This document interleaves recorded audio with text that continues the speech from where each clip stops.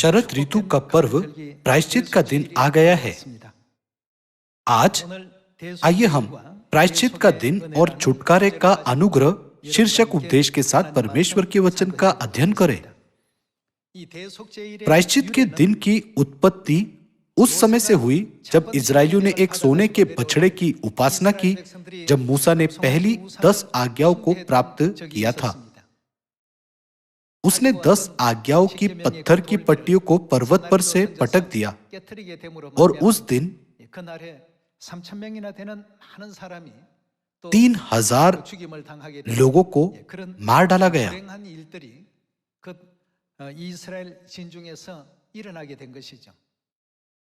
उन्होंने मूर्ति की पूजा की और परमेश्वर की पहली आज्ञा का उल्लंघन किया।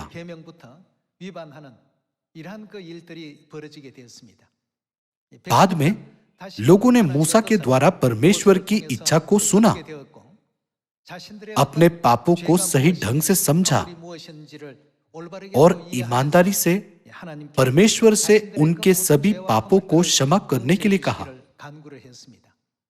इसलिए परमेश्वर ने उनके पापों को क्षमा करने के प्रतीक के रूप में दूसरी 10 आज्ञाओं को देने का फैसला किया। इसलिए उन्होंने मूसा को सीने पर्वत पर चढ़ आने की आज्ञा दी।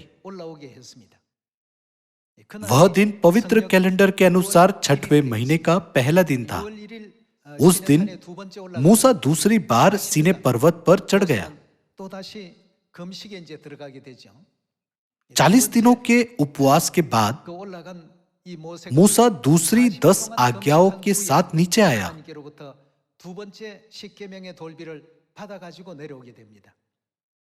पवित्र कैलेंडर के अनुसार 7वें महीने के 10वें दिन मूसा 10 आज्ञाओं के साथ नीचे आया, जो पापों की क्षमा का प्रतीक थी।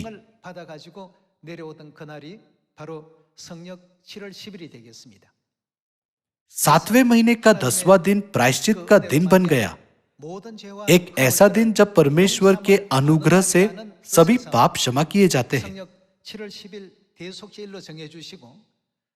7वें महीने के पहले दिन तैयारी के लिए नरसिंगे फूके गए। इस तरह परमेश्वर ने 7वें महीने के पहले दिन नरसिंगों के पर्व और 10वें दिन प्रायश्चित के दिन को स्थापित किया,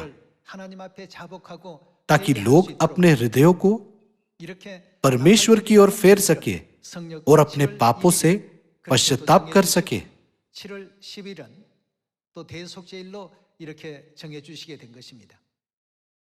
परमेश्वर न केवल चाहते थे कि हम पुराने नियम की विधियों को जानें, बल्कि उन्होंने हमारे लिए आत्मिक अर्थ को खोजना भी संभव बनाया। 7वें महीने के 10वें दिन 10 आज्ञाओं को दूसरी बार प्राप्त करने का महत्व हमारे पापों की क्षमा प्राप्त करने का प्रतीक है। चूंकि आज प्रायश्चित का दिन है, इसलिए हमें पाप के मामले की जांच करनी चाहिए। आइए हम लेवी व्यवस्था पर जाकर देखें कि प्रायश्चित के दिन किस प्रकार की आराधना की गई। कृपया लेवी व्यवस्था की पुस्तक अध्याय 16 खोलिए। आइए लेवी व्यवस्था अध्याय 16 आयत 6 पर एक नजर डालें। आइए देखें कि कैसे परमेश्वर ने पुराने नियम में छुटकारे के अर्थ को परिभाषित किया। अध्याय 16 आयत 6।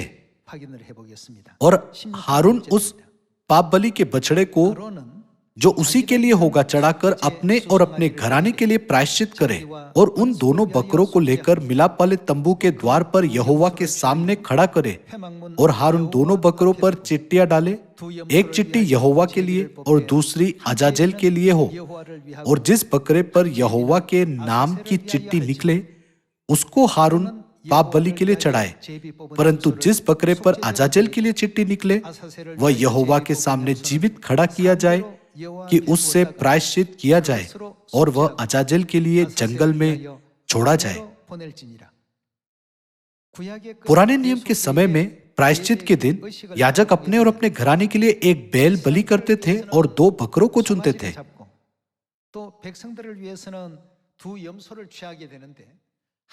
एक बकरे को यहोवा के लिए पाप बलि के रूप में चुना जाता था और दूसरे बकरे अजाजेल को, जो शैतान को संकेत करता है, जो पाप का मूल है, पाप को उठाना था।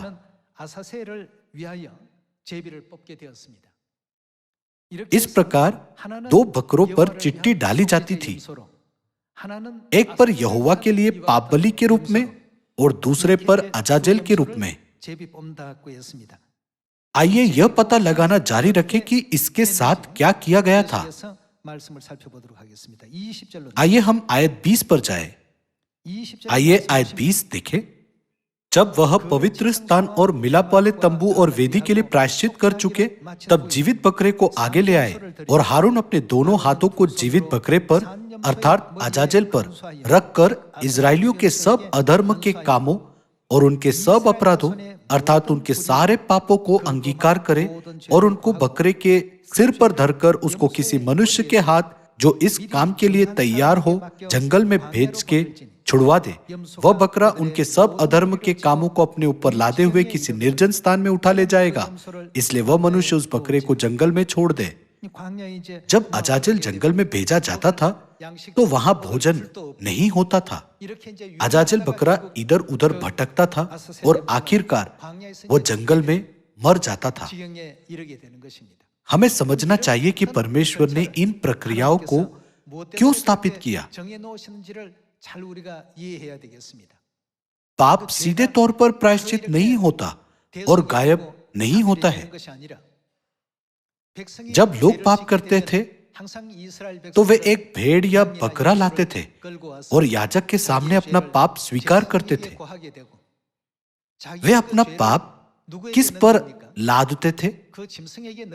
उस पशु पर। पापों की मजदूरी जो उन्हें मृत्यु के द्वारा चुकानी चाहिए थी, एक पशु पर लादी जाती थी। पुराने नियम की इस विधि को स्थापित करने में परमेश्वर की गहरी इच्छा है। जब पापों को एक पशु पर लादा जाता है तो अंत में पापों के गायब होने के लिए उसे मरना चाहिए। हालांकि पाप तुरंत गायब नहीं होते हैं।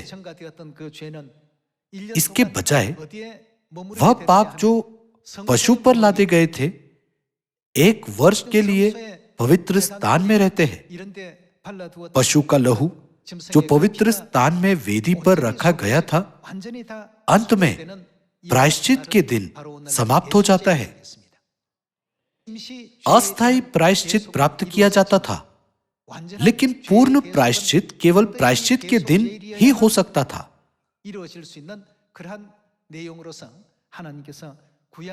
परमेश्वर ने इस प्रणाली को पुराने नियम में मूसा की व्यवस्था के माध्यम से स्थापित किया। इसलिए प्रायश्चित के दिन महायाजक को परम पवित्र स्थान में प्रवेश करना चाहिए था ताकि पाप पूरी तरह से गायब हो जाए। महायाजक के परम पवित्र स्थान में प्रवेश किए बिना पाप केवल पवित्र स्थान में स्थानांतरित होते हैं और वहीं रहते हैं। लेकिन प्रायश्चित के दिन महायाजक परम पवित्र स्थान में जाता था, लोगों के पापों को अजाजेल पर लादता था और उसे जंगल में छोड़ देता था।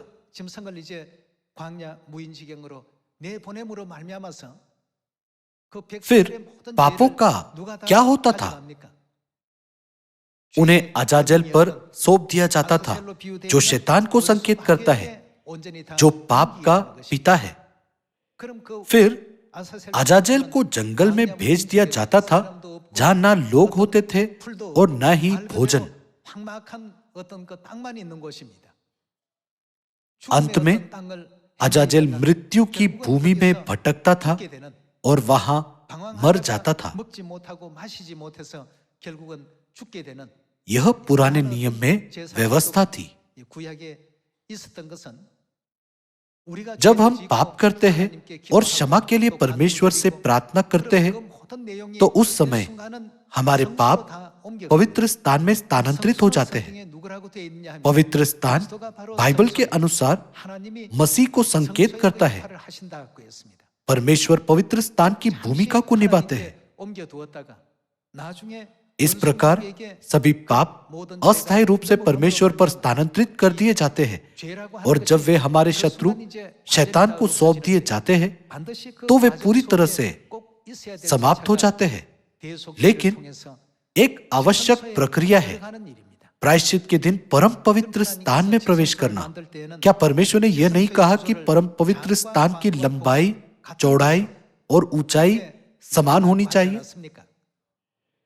आइए हम पहला राजाओं अध्याय 6 के माध्यम से इसकी पुष्टि करें।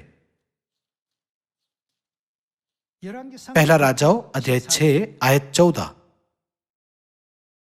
यो सुलेमान ने भवन को बनाकर पूरा किया।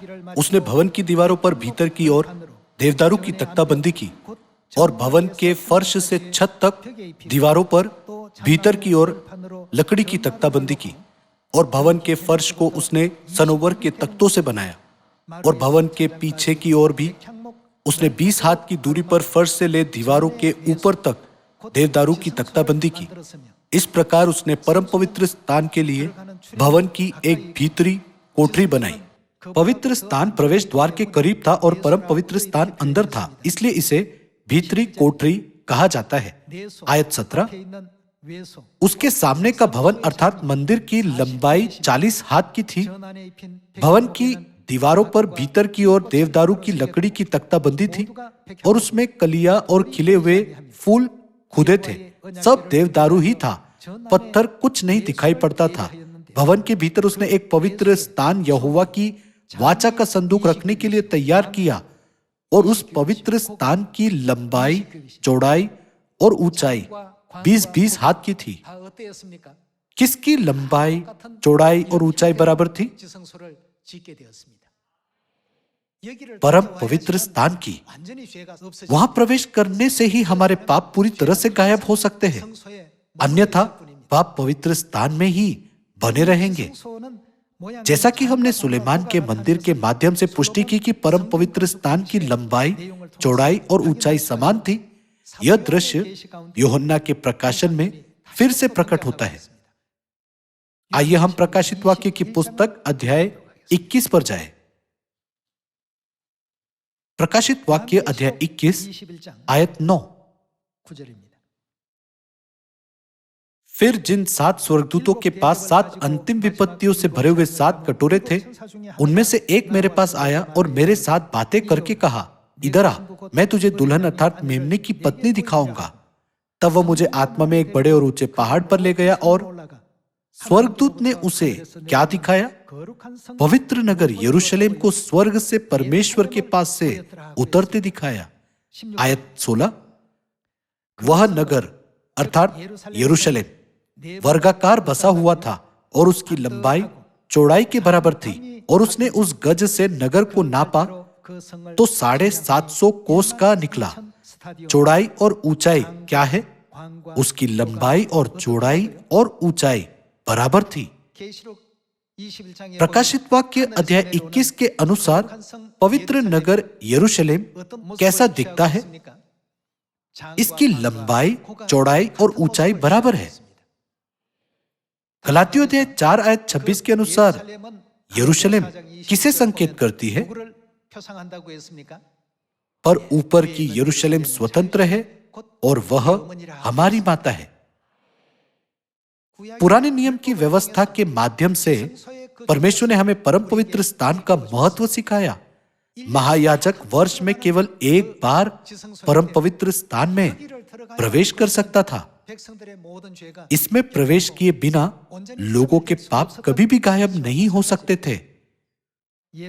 यह हम पर भी लागू होता है। यदि हमें स्वर्गीय यरूशलेम माता पर दृढ़ विश्वास नहीं है, तो हम अपने पापों की पूर्ण क्षमा प्राप्त नहीं कर सकते। आखिरकार जब तक माता परमेश्वर का सत्य पूरी तरह से प्रकट नहीं हो जाता, तब तक पाप का पूरी तरह से मिट जाना असंभव है। हम सोच सकते हैं क्या महायाजक कभी भी परम पवित्र स्थान में प्रवेश नहीं कर सकता था? लेकिन प्रायश्चित के दिन के अलावा परमेश्वर ने उसे प्रवेश करने की अनुमति नहीं दी थी। महायाजक वर्ष में केवल एक बार परम पवित्र स्थान में प्रवेश कर सकता था। जब महायाजक वहां प्रवेश करता था और बलिदान के लहू को छिड़कता था, तो पवित्र स्थान में जमा हुए लोगों के पापों को अजाजल को सौंप दिया जा सकता है। केवल तभी पुराने नियम में पापों की संपूर्ण क्षमा दी गई थी।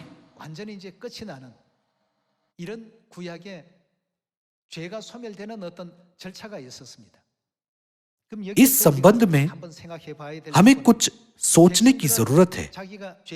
जब लोगों ने पाप किया तो अपने पापों की क्षमा पाने के लिए वे भेड़ या बकरियां लाए। उन्हें कैसा लगा होगा?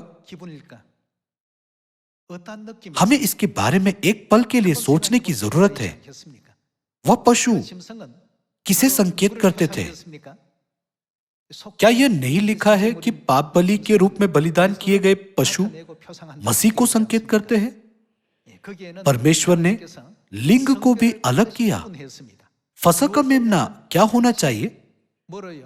वह भेड़ या बकरियों में से नर होना चाहिए। उन्होंने प्रत्येक बलिदान के लिए लिंग को अलग किया। इन सब का अर्थ क्या है? हमें यह याद रखना चाहिए कि हमारे पापों के प्रायश्चित के लिए प्रत्येक बलिदान में पिता परमेश्वर और माता परमेश्वर का बलिदान है।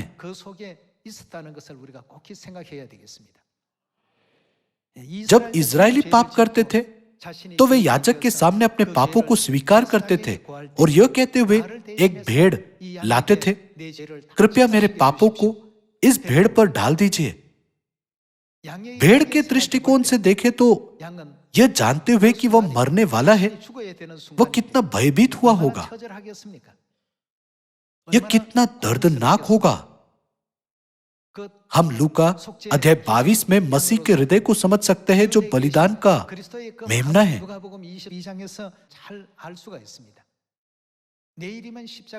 फसह के दिन क्रूस पर चढ़ाए जाने से एक दिन पहले उन्होंने जैतून पहाड़ पर प्रार्थना की।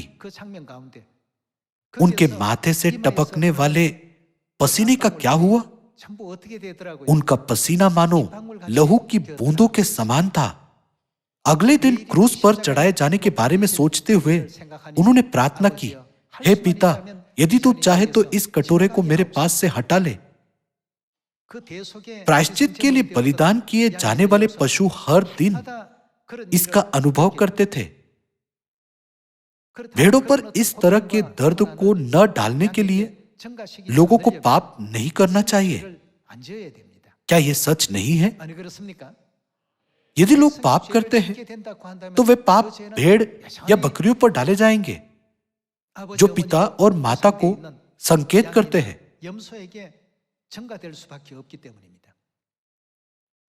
प्रायश्चित के दिन के द्वारा हमारे सभी पापों का पूरी तरह से प्रायश्चित किया जाता है। अब से यह कहने फसह और नई वाचा के सत्य के भीतर पिता और माता से की गई हमारी प्रार्थनाओं के द्वारा हमारे पाप पूरी तरह से क्षमा किए गए हैं और लगातार पाप करते रहने के बजाय हमें पिता और माता के मन के बारे में विचार करने की आवश्यकता है जो हमारे पाप बलि और प्रायश्चित का बलिदान बने।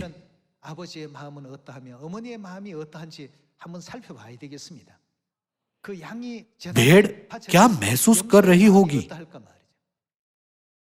तेज और भयानक ब्लेड के बारे में सोचिए।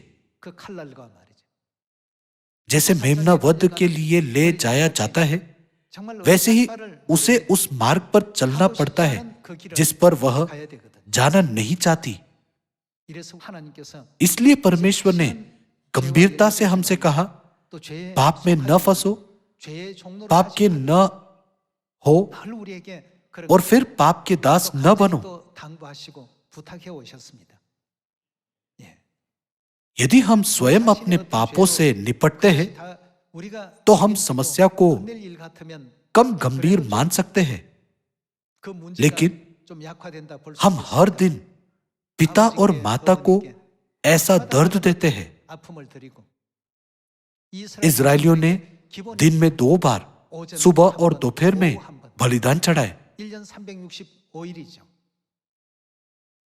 यदि यह 365 दिन किया जाता है तो वर्ष में कम से कम 720 बार उन्हें मृत्यु के दर्द से गुजरना पड़ेगा।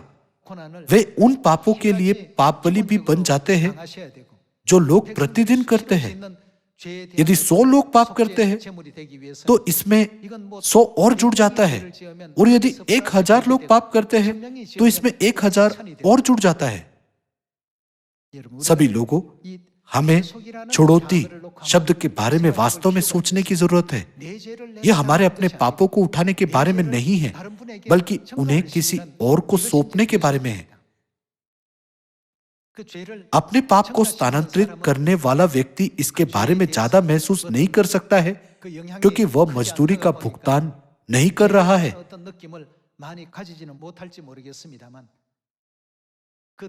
लेकिन परमेश्वर हमारे पिता और माता के बारे में क्या, जो हमारे पापों के लिए छुड़ौती बने हैं? हे पिता, यदि हो सके तो यह कटोरा मुझसे हटा ले। यह देखते हुए कि उनका पसीना लहू की बूंदों में बदल गया, वो कितने गंभीर रहे होंगे। हमें छुड़ौती शब्द को हल्के से नहीं लेने के लिए दृढ़ संकल्पी होना चाहिए, केवल इसलिए कि हम इससे कभी भी प्रभाव या पीड़ा का अनुभव सीधे नहीं करते हैं। साथ ही विचार कीजिए कि यह इतिहास मूसा के समय से मसीह के समय तक 1500 वर्षों तक लगातार दोहराया जा रहा था। इस प्रकार नई वाचा का नियम स्थापित किया गया था। क्या नई वाचा इतनी पीड़ा की कीमत पर स्थापित नहीं की गई? नई वाचा के सत्य में एक भी पर्व, सबत का दिन या कोई भी नियम महत्वहीन नहीं है। वे परमेश्वर के बलिदान के द्वारा स्थापित किए गए हैं। इस प्रकार हमें अपने स्वर्गीय माता पिता के प्रेम और समर्पण को कभी नहीं भूलना चाहिए, जिन्होंने अपनी संतानों को उन्हें सौंपने का हर संभव प्रयास किया। हर बार जब हम पर्व मनाते हैं तो यह हमें इसकी याद दिलाता है। इसलिए प्रायश्चित के इस दिन पर आइए हम छुटकारे के अनुग्रह के लिए परमेश्वर को धन्यवाद दें और फिर से पाप न करने का दृढ़ता से संकल्प लें।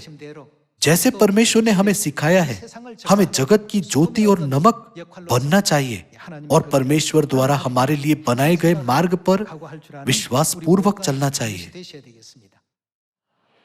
आज जब हमारे पापों को क्षमा किया जा रहा है तो हमें अपने हृदयों में पिता और माता के हृदयों को अंकित करना चाहिए, जो छुड़ौती बने। उनके अनुग्रह के लिए धन्यवाद दे और ईमानदारी से सुसमाचार मिशन को पूरा करे। कुछ लोग शायद सोच सकते हैं, हमें प्रचार क्यों करना चाहिए? प्रचार को अन्य पापियों को पश्चाताप की ओर ले जाने के रूप में देखा जा सकता है, जो सच्चे पश्चाताप की अभिव्यक्ति है। इसलिए परमेश्वर ने हमें सामरिया में और पृथ्वी की छोर तक इस सुसमाचार का प्रचार करने की आज्ञा दी। इसलिए अब हम प्रचार कर रहे हैं। सभी लोगों, कई लोगों को प्रचार करना और उनका मार्गदर्शन करना आसान नहीं है। फिर परमेश्वर ने हमें यह मिशन क्यों दिया? परमेश्वर चाहते कि हम इस सुसमाचार को सभी तक फैलाएं, ताकि वह इसे स्वीकार करने वालों को उन लोगों से अलग कर सके जो इसे नहीं मानते हैं। यही कारण है कि हम सुसमाचार का प्रचार कर रहे हैं। हमें कभी भी अपने आप पर घमंड नहीं करना चाहिए, क्योंकि हमने स्वर्ग में पाप किया था और इस पृथ्वी पर गिराए गए थे। इसलिए परमेश्वर ने हमें मूल आज्ञा दी यदि तुमने वास्तव में पश्चाताप किया है तो दूसरों को भी पश्चाताप करने में मदद करो। यही प्रचार है। हम लोगों को पश्चाताप की ओर ले जाने के लिए प्रचार करते हैं, न कि केवल उन्हें फसह और सबत के दिन के बारे में बताने के लिए। क्या प्रचार करना लोगों को स्वर्गीय पिता और स्वर्गीय माता को पहचानने का मार्ग दिखाना, यह महसूस कराना कि हम स्वर्ग में स्वर्गदूत थे और हमारे घर अनंत स्वर्ग के राज्य में लौटना नहीं है?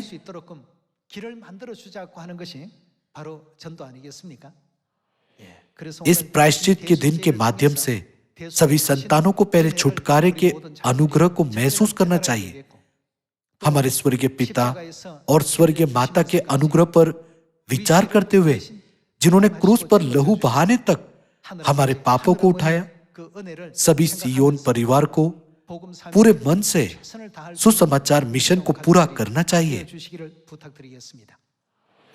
पुराने नियम की विधि के महत्व को ध्यान में रखते हुए हम महसूस कर सकते हैं कि शत्रु शैतान को हमेशा के लिए पीड़ा दी जाएगी और अथाह कुंड में नष्ट कर दिया जाएगा, जैसा कि प्रकाशित वाक्य में लिखा गया है। परमेश्वर ने नए नियम में पाप को मिटाने की पूरी प्रक्रिया को प्रकट किया। पुराने नियम के सभी बलिदान नए नियम की छाया थे। उस प्रक्रिया में स्वर्गीय पिता और स्वर्गीय माता प्रायश्चित के लिए बलिदान बने।